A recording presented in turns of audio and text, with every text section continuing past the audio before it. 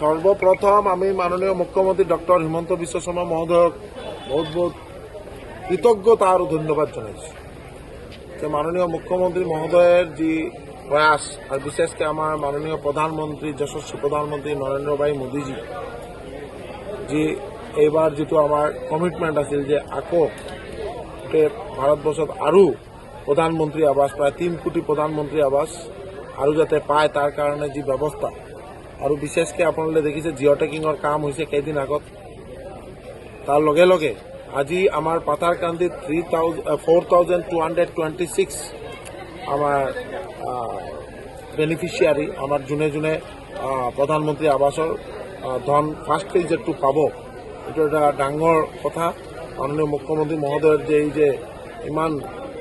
first মাননীয় মুখ্যমন্ত্ৰী মহোদয়ৰ নেতৃত্বত প্রধানমন্ত্রী আবাসের কাম চলি আছে PNRD ডিপার্টমেন্টের কাম চলি আছে আজি আমার PNRD মিনিষ্টার রঞ্জিত কুমার দাস মহোদয় যোৱা পৰহি আহি গলে আৰ ৰিভিউ মিটিং কৰেছে আৰ বিশেষকে আমাৰ শ্ৰীভূমি জেলাৰ PNRD ডিপাৰ্টমেন্টেৰ কামবোৰ খুব ভালকে ধুনিয়াকে চলি আছে তার কারণে আমার ডিপার্টমেন্টের সকলকো আমি ধন্যবাদ জানাও মাননীয় মন্ত্রী মহোদয়কে ধন্যবাদ জানাও আর এটা কথা মই কৈছো যে আমার মাননীয় মুখ্যমন্ত্রীর এটাই আগ্রহ যে ঘরটো যাতে ধুনিয়াকে বনায় ঘরটো যাতে যেটো আমার ধন আবণ্টিত হব এটো যাতে পুরা তেওঁলোকে নিজে খরচা করে কোনো মিডিলম্যান যাতে তাতে সোমাব নোৱাৰে তার কারণে আজি আমি বক্তব্যের জড়িয়ে আমি কৈ দিছো যে বিশেষকে বাগান এলাকাত যাতে বাগানের আমার যিমান রাইজ যার নামত ঘর আবণ্টিত হয়েছে তেখেতে যদি নোৱাৰে আমার ডিপার্টমেন্টত GRS আছে ইঞ্জিনিয়ার আছে GP সেক্রেটারি আছে তেওঁলোকে নিজে বাজারে যাই রড সিমেন্ট টিন কিনি লৈ আহিব যাতে ঘরটো নিজে বনায় ঘরটো যাতে মাজত মিডিলম্যান নহয়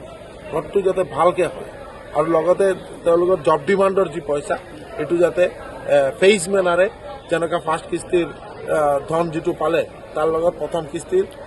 মানে জব কার্ডর পয়সাটো তেওঁলোকে যাতে পায় তার কারণে বিডিও মহোদয়কে কৈছো এটুই আর ভালকে যাতে একটা ঘর হয় কারণ প্রধানমন্ত্রী ঘরের লগত রেশন কার্ড জলর ব্যবস্থা লগতে ইলেকট্রিকের ব্যবস্থা গ্যাসর কানেকশন প্রত্যেকটা মানে ব্যক্তি যাতে নিজে ভালকে জীবন নির্বাহ করব পারে তার কারণে এই ব্যবস্থা হাতত লোৱা হৈছে তাৰ কাৰণে মাননীয় মুখ্যমন্ত্ৰী